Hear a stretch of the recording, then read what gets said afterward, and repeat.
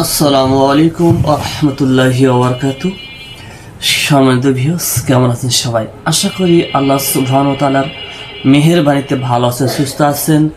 সুম্মা আলহামদুলিল্লাহ, আমি ভালো আছি, সুস্থ আছি। তো আজকে আপনাদের জন্য যে ভিডিওটি আপলোড করতে চাচ্ছি, দিতে চাচ্ছি, তার মেসেজ দিতে চাচ্ছি, তা হচ্ছে জিন থেকে নিরাপত্তার জন্য কিছু দোয়া রয়েছে।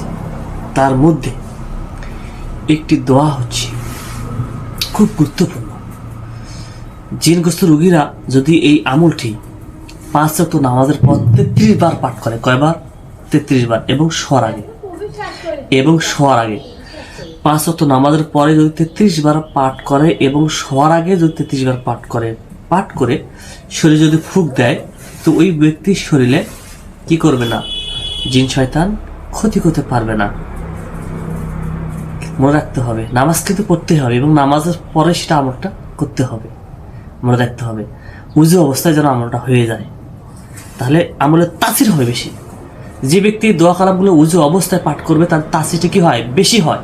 আর উযু ছাড়াই করলে তাসিরটা কি হয়? কম হয়, গুরুত্ব কম হয়।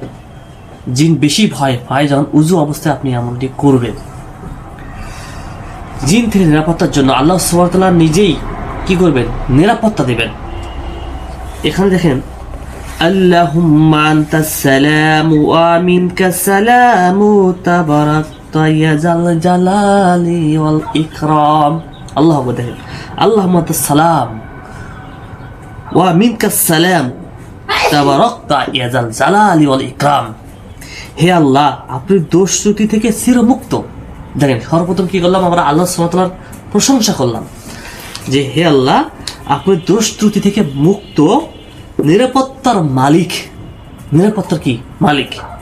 আপনার কাছ থেকেই আসে নিরাপত্তা। কার কাছ থেকে নিরাপত্তা আসে?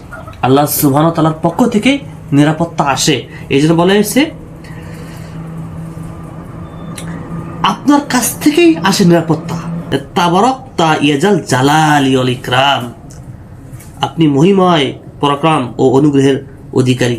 ওয়া মিনকাস সালাম, দেখেন, আপনার কাছ থেকেই আসে নিরাপত্তা।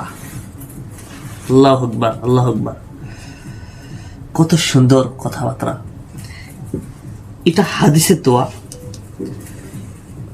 এই দোয়াটি যদি আমল করতে পারি, হ্যাঁ, যদি আপনি মনে করেন 33 বার বেশি করবেন, হ্যাঁ করবেন। আপনি 101 বার পাঠ করতে পারেন, যত ইচ্ছা তত পাঠ করতে পারেন।